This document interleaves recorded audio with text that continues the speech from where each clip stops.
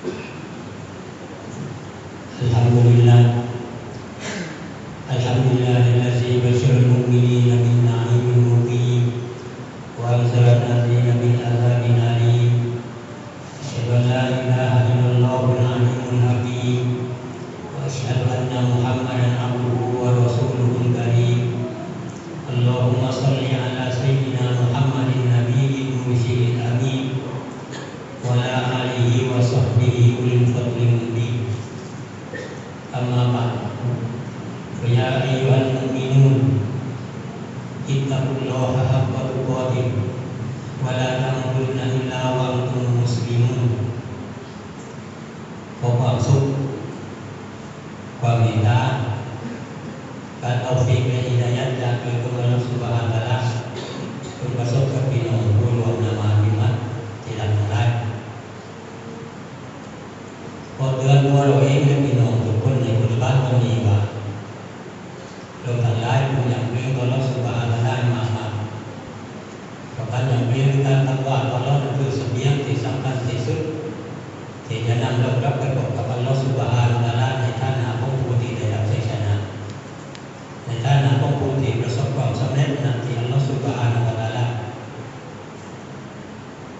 พี่น้องที่รักทั้งหลายพวกเราทุกคนที่นั่งอยู่ในที่นี้ณวันนี้เราทุกคนเป็นบุคคลผู้ที่ได้รับฮิดายัตจากอัลเลาะห์ซุบฮานะฮูวะตะอาลาเป็นคนที่อัลเลาะห์ทรงเลือกเยอะให้พวกเราเลือกรักเลือกชอบที่จะมารวมละหมาดอิหมัดตามคำสั่งสอนของอัลเลาะห์ซุบฮานะฮูวะตะอาลาแต่ในขณะเดียวกันถ้าเราได้ลบไปได้ครั้งหลังยังมีพี่น้องของเราอีกจำนวนไม่ใช่น้อยที่พวกเขาเหล่านั้นยังไม่ได้รับการเปิดอกเปิดใจจากอัลเลาะห์ซุบฮานะฮูวะตะอาลายังไม่ได้รับฮิดายัตจากอัลเลาะห์ซุบฮานะฮูวะตะอาลาให้พี่น้องลองสรุปลบไปได้ฐานะโลกบ้านของเราฐานเนื้อสัก3น้ำตาลน้ำตาเลือดฐานได้น้ำตาลสัก3น้ำตาเลือดฐานตกฐานออกเราจะบอกว่ายังมีพี่น้องของเราเองได้คนที่พวกเขาเหล่านั้นยังไม่มีโอกาสได้มารวมละหมาดอิหมัดเหมือนอย่างกับที่เรานั่งอยู่ณที่นี้ในวันนี้นั่นเป็นเพราะว่าพวกเขาเหล่านั้นยังไม่ได้รับฮิดายัตจากอัลเลาะห์ซุบฮานะฮูวะตะอาลาฉันจะบอกวันนี้อยากจะเรียนฝากกับพวกเราทุกคนถ้าหากว่ามันเป็นเพื่อนบ้านหรือพี่น้องของเราเองช่วยพูดคุยช่วยแนะนำช่วยชักชวนmudah-mudahanบางทีจากการพูดคุยของพวกเราจากการแนะนำของพวกเราบางทีอัลเลาะห์ทรงฮิดายัตให้พวกเขาเหล่านั้นได้มารวมละหมาดเหมือนอย่างที่พวกเรากำลังละหมาดกำลังเป็นละหมาดในวันนี้พี่น้องที่รักทั้งหลายเราอยากเป็นใบใจเราอยากเป็นดีใจว่าเราเป็นคนที่มีอีหมานที่สมบูรณ์แบบเราอยากใบใจว่าเราจะได้รับความปลอดภัยจากการอาสาของอัลเลาะห์ซุบฮานะฮูวะตะอาลาจากการที่เรามารวมละหมาดทุกสุขแต่ในขณะเดียวกันเรารอให้พี่น้องของเราอยู่ข้างหลังยังไม่ได้มารวมละหมาดเราอย่านึกว่าอิหมัดของเราสมบูรณ์แบบเราอย่านึกว่าเราจะได้รับการปลอดภัยจากอาสาของอัลเลาะห์ซุบฮานะฮูวะตะอาลาตราบใดที่เรายังไม่ให้ความรักความเป็นห่วงกับพวกเขาเหล่านั้นพี่น้องผู้ศรัทธาที่มีเกียรติทั้งหลายในคุตบะห์วันนี้อยากจะเรียกร้องพวกเราทุกคนเรามาสำรวจอีหมานและความศรัทธาของตัวเราเองถามว่าเราทุกคนเคยให้คะแนนความศรัทธาของตัวเราเองบ้างหรือไม่การอีหมานหรือความศรัทธาเนี่ยเป็นสิ่งที่สำคัญที่สุดเป็นกุญแจที่จะไขไปทุกสิ่งทุกอย่างในโลกดุนยานี้การอีหมานหรือความศรัทธาเดี๋ยวนี้มันจะค่อยชี้นำเราในดำเนินชีวิตตามคำสั่งของอัลเลาะห์ซุบฮานะฮูวะตะอาลาการอีหมานหรือความศรัทธามันจะกำชับเราให้ดำรงชีวิตอยู่ภายใต้บทบัญญัติของอัลเลาะห์ซุบฮานะฮูวะตะอาลาแต่เราได้ที่เรายังรักษาอีหมานเอาไว้ได้ในนอกที่สุดอีหมานเดี๋ยวนี้มันจะไปปกป้องเรา จากสิทธินาต่างๆจากความวุ่นวายความเลวร้ายต่างๆที่มันเกิดขึ้นในสังคมในวันนี้ทุกปีทุกวันถ้าปราศจากอิมานปราศจากความศรัทธาแล้วในน้องที่สุดเราจะต้องลงพิษแต่ตราบใดที่เรารักษาอิมานหรือความศรัทธาไว้ได้เดี๋ยวนี้เราจะได้รับความปลอดภัยส่วนในโลกอาคิเราะห์อิมานหรือความศรัทธาเดี๋ยวนี้คือกุญแจสวรรค์คนที่มีความศรัทธาต่ออัลเลาะห์ซุบฮานะฮูวะตะอาลาเท่านั้นคนที่มีกะลิมะห์ลาอิลาฮะอิลลัลลอฮ์เท่านั้นที่เขาจะได้รับให้เป็นชาวสวรรค์ซึ่งเป็นบ้านเกิดของพวกเราทุกคนเพราะฉะนั้นอิมานหรือความศรัทธาจึงมีความสำคัญกับพวกเราทุกคนทั้งดุนยาและอาคิเราะห์แต่ประเด็นปัญหามันอยู่ที่ว่าอิมานของเราไม่มีบางครั้งมันมีขึ้นมีลงบางครั้งมันมีความสมบูรณ์หรือบางครั้งมันบกพร่องนั่นคืออิมานที่ยังมีของเราสิ่งที่ท่านนบีได้บอกไว้ในวัจนะของท่านต้นเรื่องสิ่งที่หะดีษที่รายงานโดยอับบาสอับดุลลาห์อิบนุอับบาสถึงท่านนบีได้บอกไว้ว่าอิมานของมนุษย์มันมัสบาอิมานของมนุษย์อิมานของพวกเราแบบนี้มันมัสบามันโกงท่านนบีเปรียบเสมือนหนึ่งกับเสื้อผ้าที่เราใส่แต่เราเสื่อมอย่างเดียวมีดอกสีชุนชาสวยงามแต่ยิงใส่มันยิงโง่ยิงใส่มันยิงโกงเพราะฉะนั้นท่านนบีบอกว่าเราจะต้องพยายามรักษาอิมานของเราให้มันปกติอย่าให้มันปล่อยมันกระบาดโดยการวิงวอนขอดุอาจากอัลเลาะห์ซุบฮานะฮูวะตะอาลาให้อัลเลาะห์ทรงให้อิมานของเราเพิ่มขึ้นและก็มีความสมบูรณ์เลยที่น้องที่มีเกียรติทั้งหลายมีอยู่สาเหตุหลายประการที่ทำให้อิมานของเราสมบูรณ์แบบถ้าว่าอิมานของเราแบบเดียวนี้บางช่วงมันบกพร่องก็จะต้องพยายามเติมเต็มบางช่วงบางจังหวะที่มันมีปัญหาเราจะต้องพยายามแก้ไขและจะต้องพยายามค้นคว้าพยายามมุ่งมั่นใช้ความพยายามให้อิมานของเรามีความสะอาดบริสุทธิ์อยู่ตลอดเวลา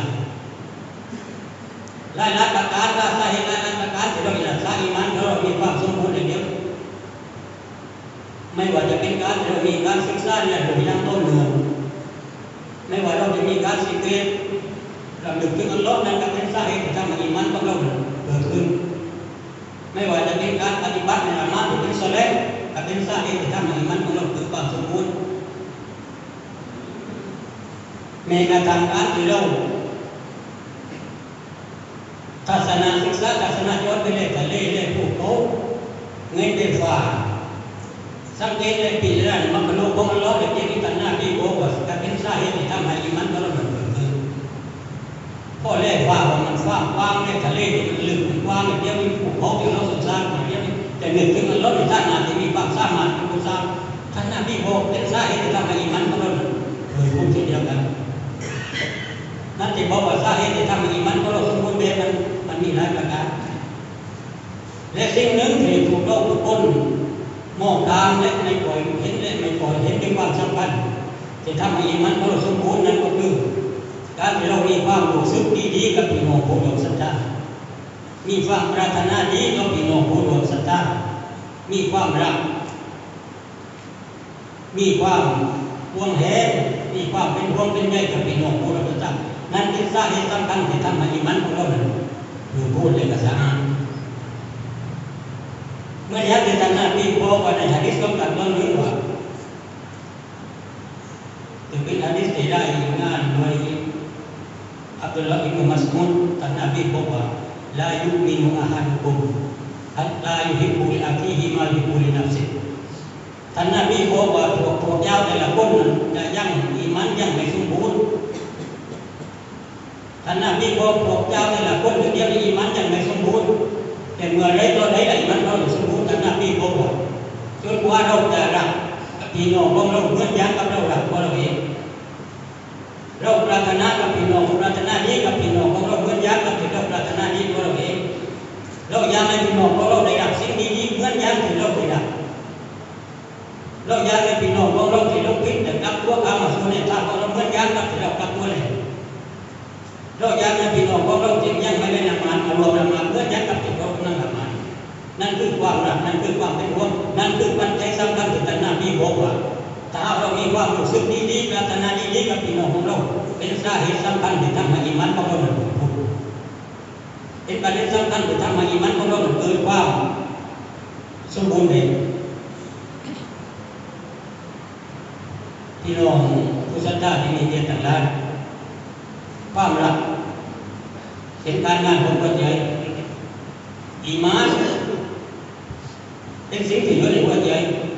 เมื่อเรามีความรักเกิดขึ้นในมีพี่น้องของเราในน้องที่สุดว่าอีมานก็มันหัวใจก็มันพุ่งแต่ในทางของการถ้าหากว่าเราไม่สนใจใยดีกับพี่น้องไม่ดูแลไม่เอาใจใส่อีมานของเราก็ไม่พอเลยนั่นเป็นสิ่งที่สำคัญการรักกับพี่น้องฉะนั้นบุคคลที่ท่านนบีบอกว่าจะเข้าสวรรค์ของมันล้อเดียวนี้จะเป็นบุคคลที่จิตใจสะอาดจิตใจบริสุทธิ์จิตใจไม่สกปรกไม่มีเรื่องของอาฆาตมาร้ายไม่มีเรื่องของ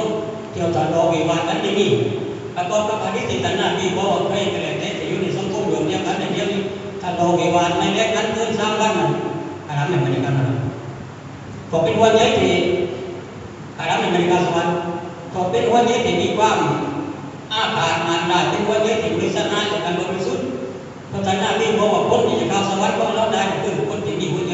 สะอาดและบริสุทธิ์สิ่งปราศจากสิ่งเหล่านี้พี่น้องผู้ศรัทธาที่มีเกียรติทั้งหลายมีหะดีษบทหนึ่งในท่านนบีบอกถึงเป็นหะดีษที่ยาวมากจากพุทธบัตรในช่วงสั้นๆก็จะสรุปให้พี่น้องบอกกับพี่น้องว่าท่านนบีได้กล่าวว่าใครก็แล้วแต่ที่มีคุณลักษณะ3 ประการนี้ในเดียวนี้เขาจะได้ลิ้มรสความหวานฉ่ำของอีมาน1จิตใจของเขานั้นรักกับอัลเลาะห์และรอซูลไม่มีเรื่องใดกับเพียงแต่ได้ในดุนยานี้2เขามีความรักมีความห่วงแหนมีความปรารถนาดีกับพี่น้องผู้รับศรัทธา3เขากลัวการกุฟูกลัวการทรยศกลัวการนี่แหละคุณตัวเราเหมือนอย่างกับที่เขากลัวการตกนรกของเราสุบฮานะฮูวะตะอาลาท่านนบีบอกว่าถ้าไม่มีคุณลักษณะ3 ประการนี้เดียวนี้เขาจะได้ลิ้มรสความหวานของอีมานฉะนั้นเราต้องทบทวนและให้คะแนนอีมานของเราเองว่าในหัวใจของเรามีทั้ง3 ประการนี้เรียกได้มาأعوذ بالله من الشيطان الرجيم من عمل صالحا